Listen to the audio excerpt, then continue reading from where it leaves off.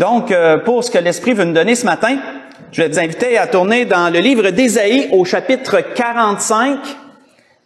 Dans le livre d'Ésaïe au chapitre 45, on va lire du verset 1 au verset 13 pour introduire le sujet de ce matin. Dans le livre d'Ésaïe, chapitre 45, on va lire du verset 1 au verset 13.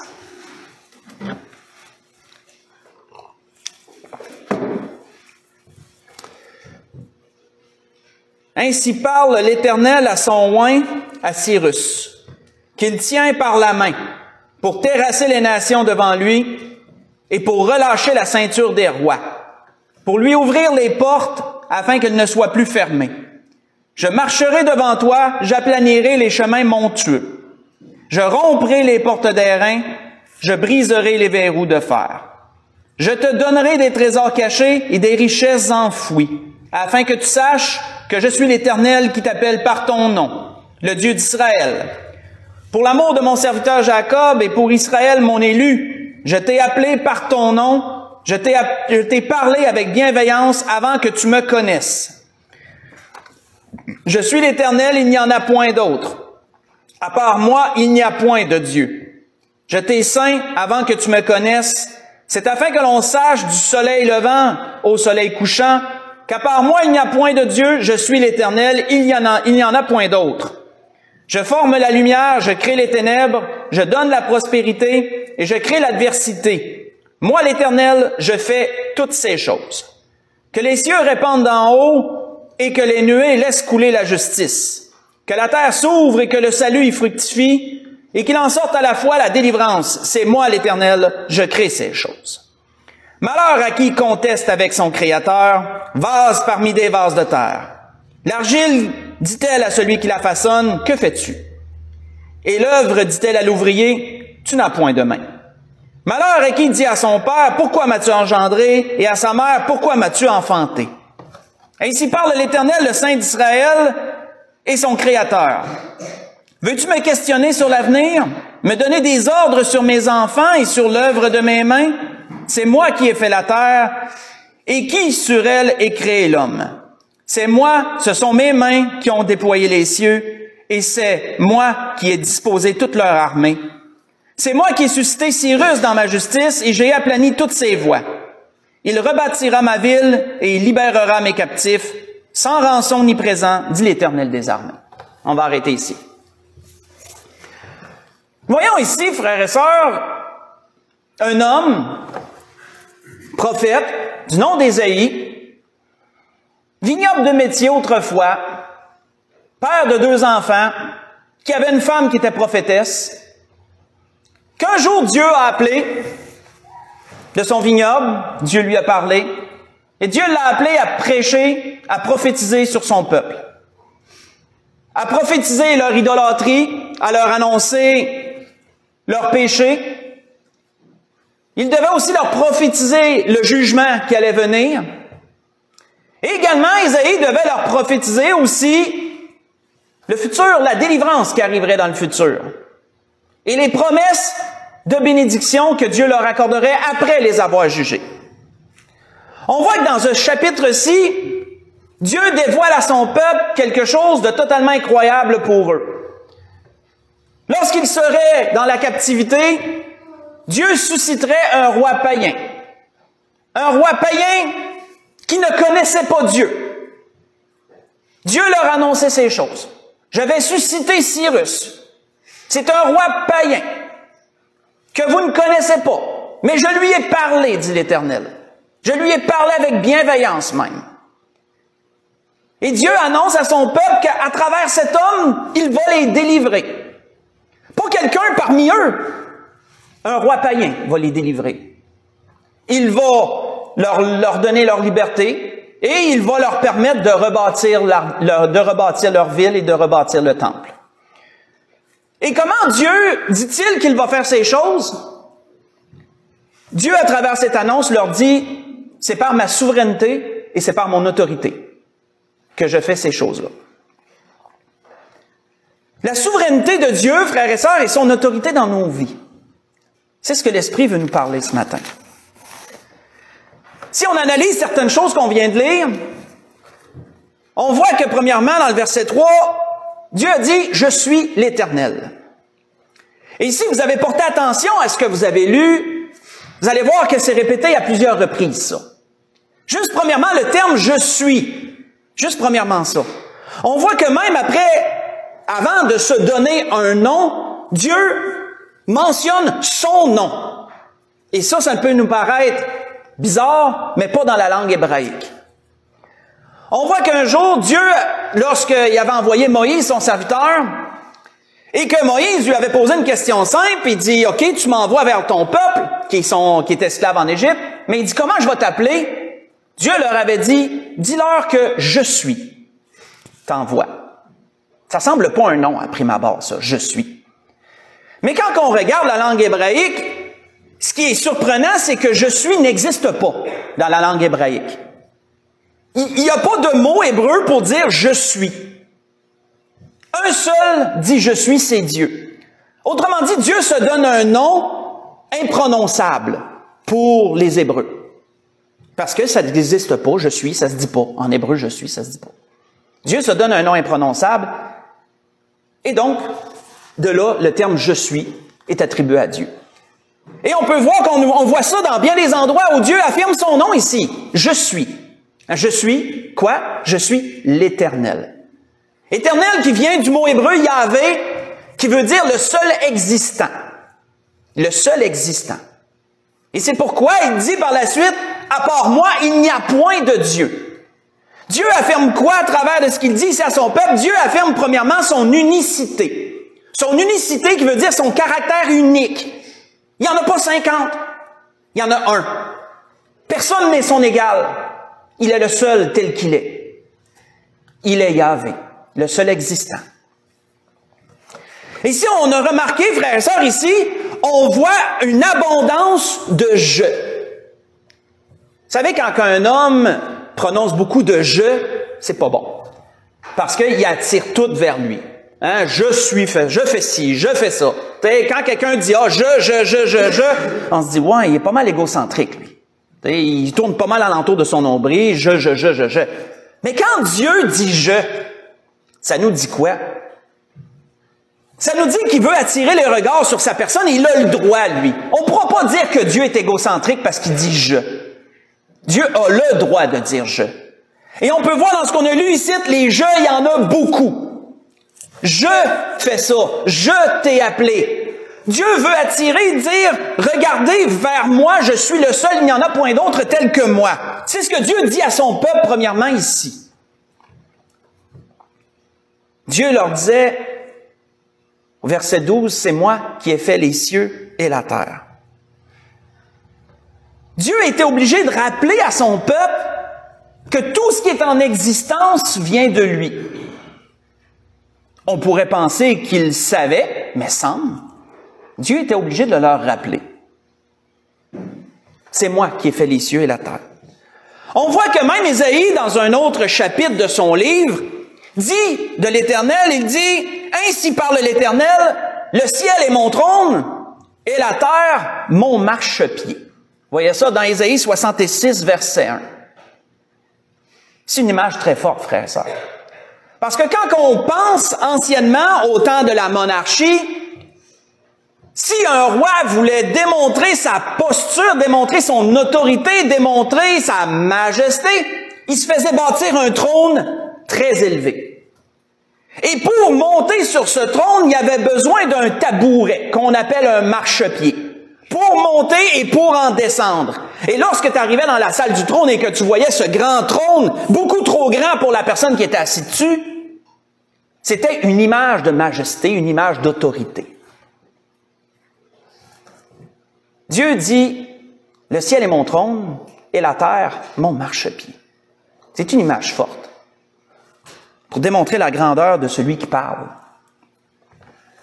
On voit que, faites juste écouter, David disait dans un psaume à propos de Dieu, il dit, « L'Éternel regarde du haut des cieux et il voit tous les fils de l'homme. Du haut de sa demeure, il observe tous les habitants de la terre. Lui qui forme leur cœur à tous et qui est attentif à toutes leurs actions. Vous voyez ça dans Psaume 33, verset 13 au verset 15. Moi, quand je méditais sur ce que l'Esprit me dit ce matin, je me dis, OK, mettons là que je suis Dieu. Je suis pas Dieu, là. Vous comprenez ce que je veux dire? Puis que là, du haut d'ici où je suis, là, je regarde, je vois tous les fils de l'homme, comme mettons des fourmis. Je les vois toutes, là. Je les vois toutes se promener, là. Puis je suis attentif à toutes leurs actions, à chacune. Je les connais toutes par leur nom, en plus. C'est juste une image, là. Je veux juste vous montrer un peu une image, là. Je ne suis pas en train d'essayer de m'élever en orgueil, comme vous le savez. Dieu dit ça. Du haut des cieux, regarde les fils de l'homme. Ils les voient tous aller. Chacun dans leur petit train-train quotidien. Chacun dans ce qu'ils font. Travail, loisirs, ci, ça. Ils voient tout. Ils connaissent tout par leur nom. Et Dieu dit également, par la bouche d'Ésaïe, c'est moi également qui ai créé l'homme, hein, à la fin du verset 12. J'ai également créé l'homme. Sans perdre l'endroit, allons dans Job 34 et allons voir ce qu'Élihu rappelait à Job sur ce point. Qu'est-ce qu'Élihu rappelait à Job sur ce point quand Dieu dit « c'est moi qui ai créé l'homme » ? Dans Job chapitre 34.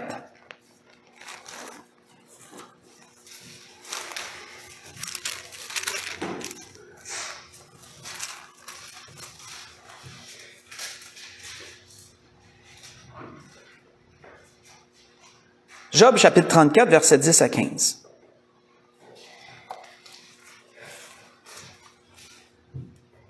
Élie dit à Job, « Écoute-moi donc, homme de sens. Loin de Dieu l'injustice, loin du Tout-Puissant l'iniquité. Il rend à l'homme selon ses œuvres et il rétribue chacun selon ses voies.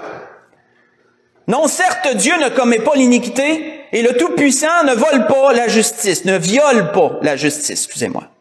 Il l'a chargé de gouverner. Qui l'a chargé de gouverner la terre? Qui a confié l'univers à ses soins? S'il ne pensait qu'à lui-même, et notez cet endroit, s'il ne pensait qu'à lui-même, et s'il retirait à lui son esprit et son souffle, toute chair périrait soudain. Toute chair périrait soudain. Et l'homme rentrerait dans la poussière. On va arrêter ici. Réalisons-nous, frères et sœurs, que de la plus infime molécule jusqu'à la bactérie la plus petite, de la bactérie à l'insecte, de l'insecte à l'animal, de l'animal à Dieu, tout dépend de son souffle.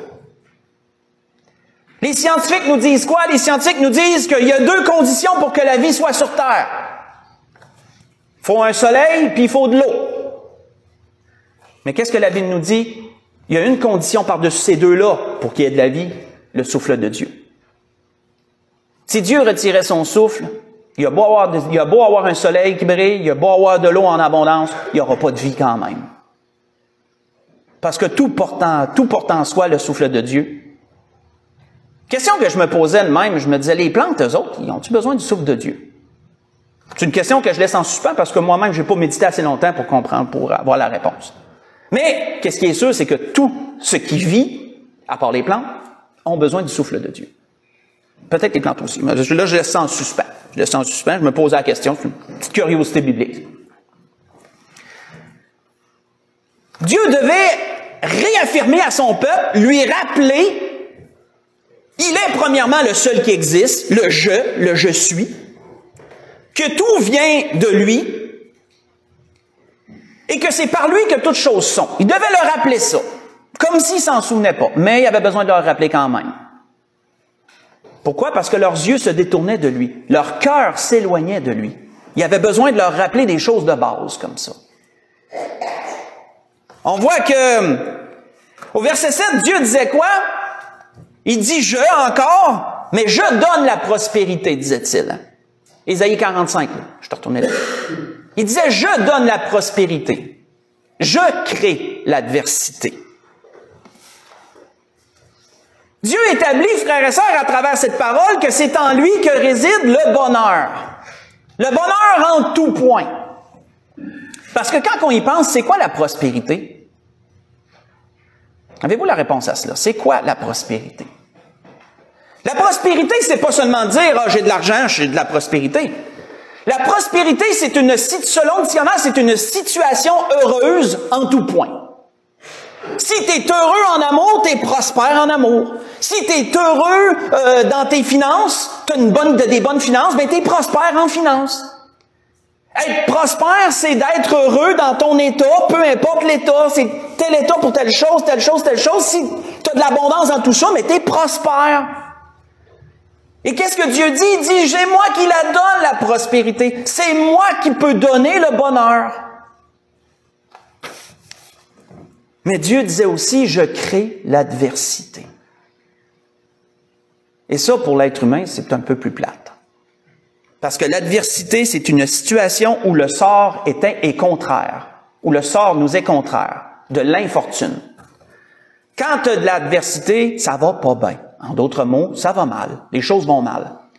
Donc, autant Dieu donne le bonheur, la prospérité, autant Dieu crée l'adversité, il peut faire que t'en arraches. Il peut faire que ça bouette. Il peut faire que ça va mal. Ça va pas bien. C'est facile de concevoir que Dieu est souverain en toutes choses quand ça va bien. Quand ça va bien, c'est facile de concevoir Dieu est souverain, merci Seigneur, ça va bien. Mais quand ça va mal, c'est un petit peu plus difficile de concevoir que c'est quand même Dieu qui est souverain. Hein? C'est quand même Dieu encore qui est au-dessus de tout ça. C'est encore sous son autorité que ces choses-là se passent. Alors on voit ce qu'une femme un jour nous a rappelé dans 1 Samuel 2. Une femme du nom de Anne, qu'est-ce qu'elle nous rappelle, elle? De son expérience personnelle dans 1 Samuel 2. Anne a chanté un cantique après la bénédiction que Dieu lui a accordée. Qu'est-ce qu'elle rappelle dans ce cantique? Mon frère Jean-Claude, dans 1 Samuel, chapitre 2. On va lire le verset 2 et 3, ensuite on va sauter au verset 6 jusqu'à 9. Anne dit, « Nul n'est saint comme l'Éternel. Il n'y a point d'autre Dieu que toi. » Elle rappelle qu'est-ce que Dieu disait par Ésaïe, dans le fond. « Il n'y a point de rocher comme notre Dieu. Ne parlez plus avec tant de hauteur, que l'arrogance ne sorte plus de votre bouche, car l'Éternel est un Dieu qui sait tout, et par lui sont pesées toutes les actions des hommes. » Si on saute au verset 6, « L'Éternel fait mourir et il fait vivre. » C'est ce qu'on a vu aussi, hein? Comme Élieu rappelait à Job, si Dieu retirait son souffle, toute chair périrait soudain. Il fait mourir et il fait vivre, il fait descendre au séjour des morts et il en fait remonter. Pensons à notre Seigneur, ressuscité des morts à cause de sa justice. L'Éternel appauvrit et il enrichit. C'est lui qui donne la prospérité et c'est lui qui crée l'adversité. Il enrichit comme il peut appauvrir. Il abaisse et il élève. De la poussière, il retire le pauvre. Du fumier, il relève l'indigent. Pour les faire asseoir avec les grands et leur donne en partage un trône de gloire. Ça s'en vient un jour. Ça, vous savez, c'est prophétique quand il dit ça, là. Quand il dit, là, de la poussière, il retire le pauvre, du fumier, il relève l'indigent. Pensez à la situation, mettons, de tous ceux qui sont en Christ présentement ici-bas, ou de leur situation avant qu'ils soient sauvés. Et quand il les sauve, il les retire du fumier. C'est un peu comme une image de les retirer de la corruption, de les retirer de tout ce qui est pas bon. Il leur dit quoi ensuite? Il dit, pour les faire asseoir avec les grands. Lorsque le Seigneur va nous ramener auprès de lui, puis qu'on va être parmi les anges, on va être avec les grands. Lorsqu'on va être assis à la grande table de Dieu et que le Seigneur dit que ce sera lui qui nous servira, ce qui sera quelque chose de grandiose, on va être assis à la table avec les grands. Il leur donne en partage un trône de gloire. Oui, ça s'en vient aussi. Car à l'Éternel sont les colonnes de la terre, et c'est sur elles qu'il a posé le monde. Il gardera les pas de ses bien-aimés. Ça, c'est présentement. Il gardera les pas de ses bien-aimés.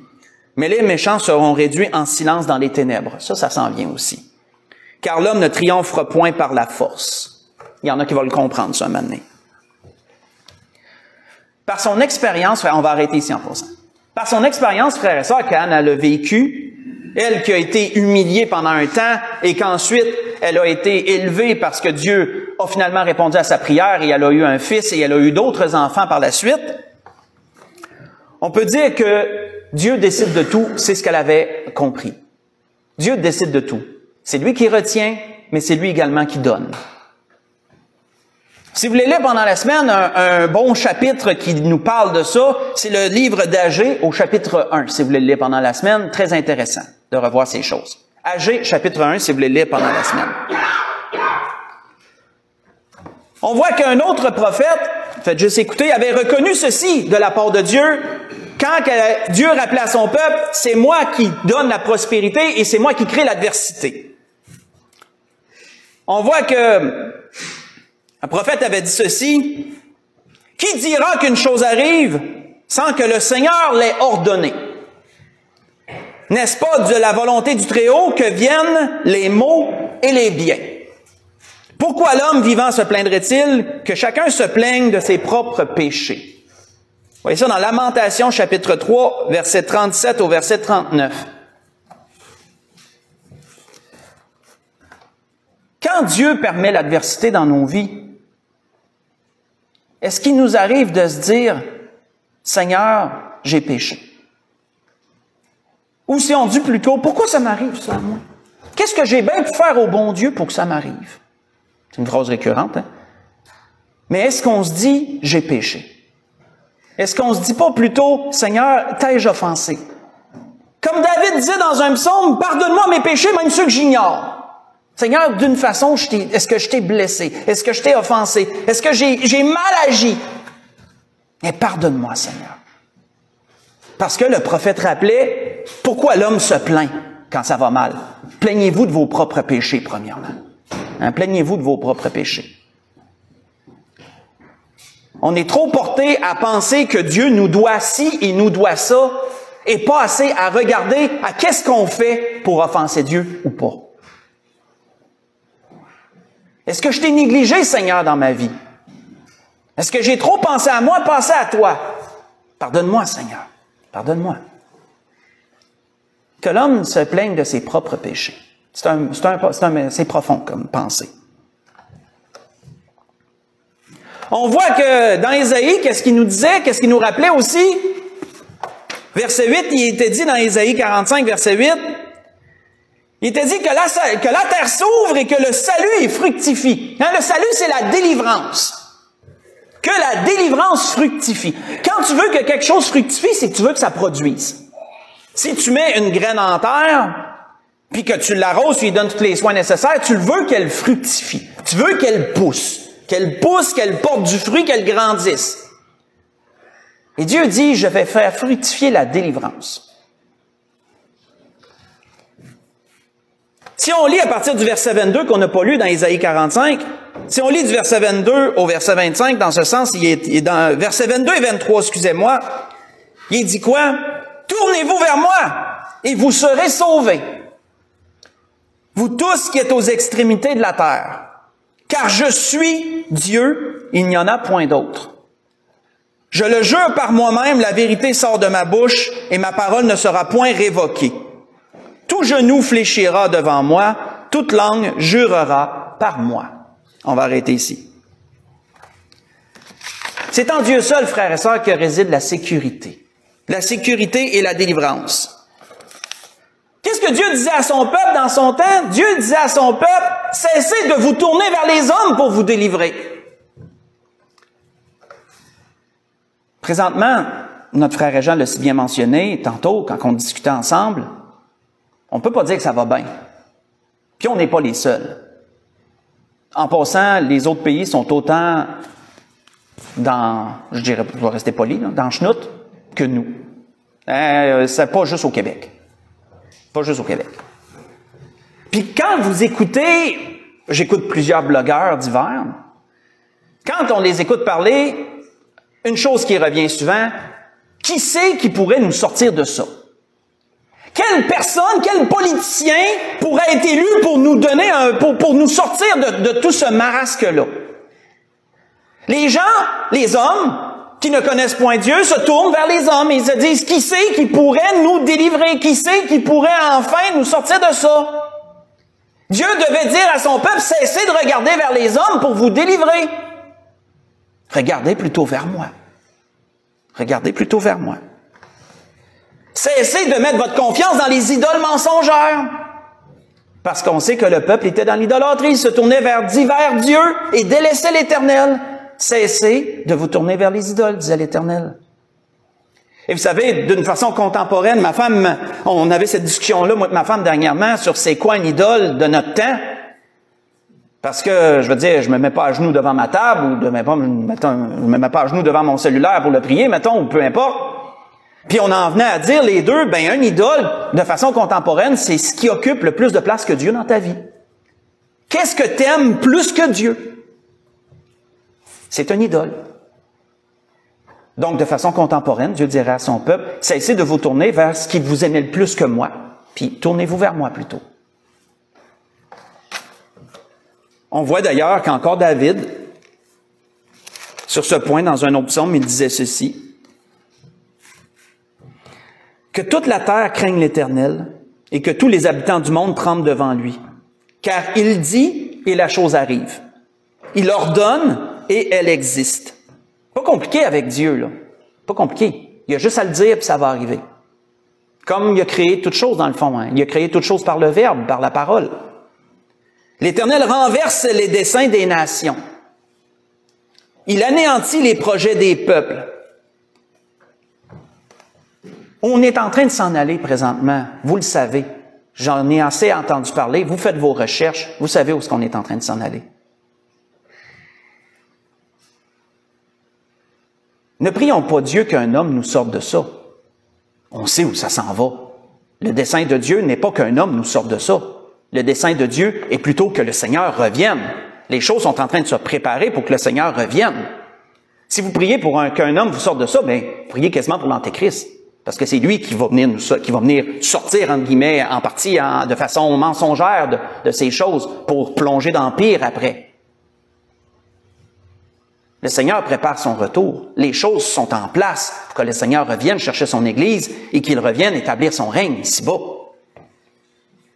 Prions plutôt, comme le Seigneur l'avait dit dans le Notre Père, que ton règne vienne, que ta volonté soit faite, sur cette terre comme au ciel. C'est l'Éternel qui renverse les desseins des nations, les desseins des grands. Hein? Ceux qui sont les décideurs présentement, puis qui voient les choses aller, puis qui disent « Ouais, ça va selon nos plans. » Ça va selon nos plans. On est tout en train de rapailler les humains, on en fait périr beaucoup, on est en train de les rapailler par les guerres, par les ci, par les ça, on en fait périr plusieurs, on est en train de rapailler la balance, les villes 15 minutes, les ci, les ça, tu sais, tous les beaux plans bien conçus pour eux, là. Dieu va tout renverser ça, en son temps. Et ça s'en vient. Dieu va tout renverser ça. Les desseins de l'Éternel subsistent à toujours, et les projets de son cœur de génération en génération. Heureuse la nation dont l'Éternel est le Dieu. Heureux le peuple qu'il choisit pour son héritage. Mais ce qui est important, frères et sœurs, dans toutes ces choses, c'est voici, l'œil de l'Éternel, elle est sur ceux qui le craignent. Sur ceux qui espèrent en sa bonté, afin d'arracher leur âme de la mort. Ayons cette confiance en Dieu, frères et sœurs, à travers ce qui s'en vient, que si nous craignons Dieu comme nous devons le craindre, Dieu a son regard sur nous, il a ses regards sur nous. Et il est capable d'arracher ses enfants. Il est capable de, malgré tout ce qui va se passer, il est capable de, comme une anguille, que ses enfants puissent passer à travers ça. Ou peut-être que oui, même Dieu va permettre qu'on souffre pour un temps certaines choses. Et qu'on va devoir l'accepter. Dieu nous a parlé de tout ça dernièrement à travers un message, hein, qu'à travers des choses qu'on souffre, on participe à la patience de Dieu pour ceux qui ont besoin d'être sauvés, hein, pour ceux qui sont encore sous la patience de Dieu. On en a parlé dernièrement de ça. Mais Dieu a le pouvoir d'arracher l'âme de la mort et de faire vivre au milieu de la famine, est-il dit. Vivre au milieu de la famine. Ça va prendre tout un sens, ça, bientôt. Notre âme espère en l'Éternel et il est notre secours et notre bouclier, car notre cœur met en lui notre joie, car nous avons confiance en son saint nom. L'Éternel, Éternel, que ta grâce soit sur nous, comme nous espérons en toi. Dans le psaume 33, j'ai lu du verset 8 jusqu'au verset 12 et du verset 18 jusqu'au verset 22. Et le verset 22 est fort, parce que David dit que ta grâce soit sur nous, comme nous espérons en toi. Oh, ça, c'est gros, savez-vous pourquoi? Parce que David est en train de dire, donne-nous ta grâce comme nous on espère. Ça veut dire que si tu n'espères pas gros, tu n'en auras pas gros de grâce, autrement dit. Hein? Fais-nous grâce comme on espère en toi. Mais si tu espères gros, par exemple, tu vas en avoir gros de sa grâce. Fait, c'est un couteau à double tranchant. Et c'est ce que David dit.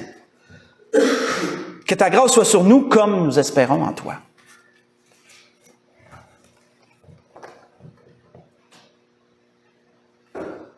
L'apôtre Paul disait, frères et sœurs aux Romains, ceci, une belle parole, que tout concourt au bien de ceux qui aiment Dieu. Hein?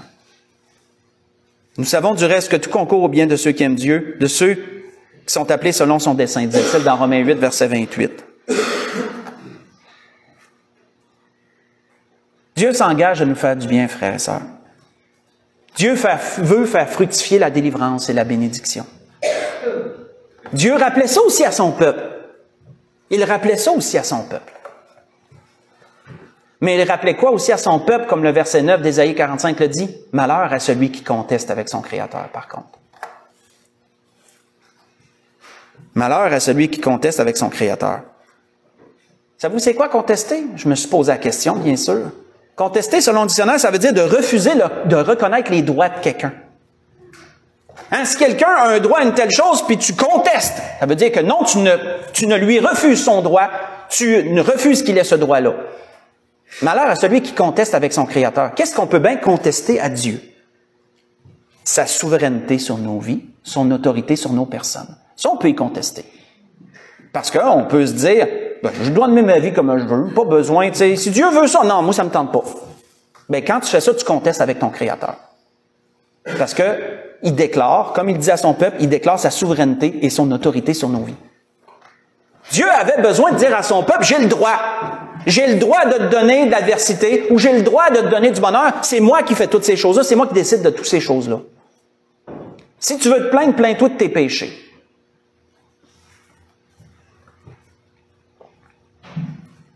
C'était triste faire ça dans un sens que Dieu ait besoin de rappeler à son peuple ces choses. Ce qui est d'autant plus triste, et moi-même, je vous dirais que je pleurais sur mes propres péchés en méditant ce message, c'est que Dieu a besoin de nous le rappeler aussi. Que Dieu a besoin de rappeler aux siens ce matin ceci. Et quand je méditais sur ces choses, je demanderais pardon au Seigneur. C'est drôle, c'est la première fois que je dis ça, mais je demandais pardon au Seigneur pour ce message-là. Dans le sens que, Seigneur, je te demande pardon que tu aies besoin de me le rappeler. Je te demande pardon que j'ai besoin de prêcher ça pour que tu me le rappelles. En d'autres mots, là, dans ce sens-là. C'était ce que l'Esprit voulait nous dire ce matin. L'Esprit a utilisé Isaïe dans son temps pour rappeler des choses à son peuple, des choses qu'on a vues. En gros, sa souveraineté, son autorité sur nos vies.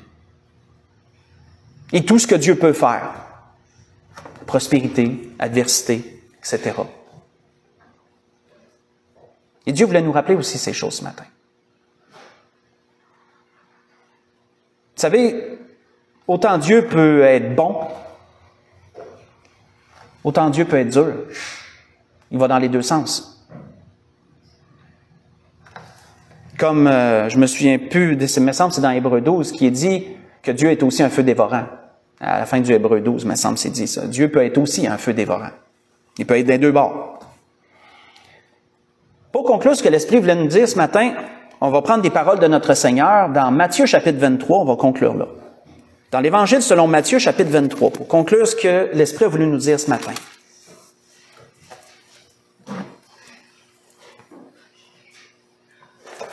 Matthieu chapitre 23.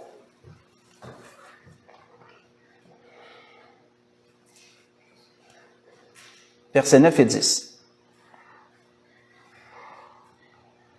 Où Jésus disait au peuple, à la foule qui l'écoutait, « N'appelez personne sur la terre votre Père, car un seul est votre Père, celui qui est dans les cieux. » On va faire une petite pause, on va l'expliquer. Bien sûr que le Seigneur ne disait pas, ne reconnaissait pas votre géniteur. Moi, quand je dis à mon père, papa, ben, c'est pas ça que le Seigneur voulait dire. Le Seigneur voulait pas dire, t'as même pas le droit d'appeler ton papa, ton père. Père, dans le sens où le Seigneur le disait ici, c'est de celui de qui vient toute chose. Comme le pape qui se fait appeler le Saint-Père. Ça, non. N'appelez personne ici-bas votre Père. Comme si de lui venait toute chose. Parce que comme Dieu l'avait dit par son prophète, dit Dieu, là, pas moi, là, je crée ci, je fais ça. Donc, n'appelez personne ici-bas votre Père. Un seul est votre Père, celui qui est dans les cieux. C'est de lui que vient toute chose en d'autres termes, en termes simples. Ensuite, mais il disait, ne vous faites pas appeler directeur non plus. Car un seul est votre directeur, le Christ. Le Seigneur a aussi l'autorité que Dieu lui a donnée. Le Seigneur avait bien dit à tous ceux qui l'écoutaient que le Père avait remis toutes choses entre ses mains. C'est lui qui a la direction. C'est lui qui a l'autorité de diriger. Il est le directeur. Et si vous pensez dans une école, oui, il y a une institution plus haut que le directeur qui dirige, mais le directeur, il fait quoi? C'est lui qui décide dans l'école ce qui va se passer. C'est lui le directeur. Il donne les directives, en d'autres mots, dans l'école. Et tout dépend du directeur, mais le directeur, il a quand même une autorité au-dessus de lui. C'est un peu une image, là. Le Seigneur dit, n'appelez personne ici-bas votre directeur, car je suis votre directeur. Le Christ est votre directeur. C'est lui qui dirige, autrement dit. Le plus grand parmi vous sera votre serviteur, et quiconque s'élève sera abaissé, et quiconque s'abaisse sera élevé. La grâce que je nous souhaite, frères et sœurs, dans tout ce que l'Esprit a voulu nous dire ce matin, que nous puissions reconnaître davantage, avec plus de profondeur, la souveraineté de Dieu dans nos vies. La souveraineté de Dieu et son autorité sur nous. Que nous puissions peser nos actions d'après la souveraineté de Dieu, d'après son autorité. Quand je veux faire telle et telle chose, est-ce que Dieu veut que je fasse telle et telle chose? Juste se poser la question démontre déjà dans un sens que vous reconnaissez la souveraineté de Dieu sur vos vies. Mais malheureusement, trop souvent, et moi le premier, on fait des choses sans se poser la question si Dieu veut vraiment qu'on les fasse ou pas. Et ensuite, quand ça va mal, on se plaint pourquoi ça va mal. Plaignez-vous plutôt de vos péchés. Commençons plutôt par demander à Dieu, qu'est-ce que tu en penses? Et Dieu saura répondre à chacun dans ces choses. C'était ce que l'Esprit voulait nous dire ce matin. On peut se lever pour un dernier cantique.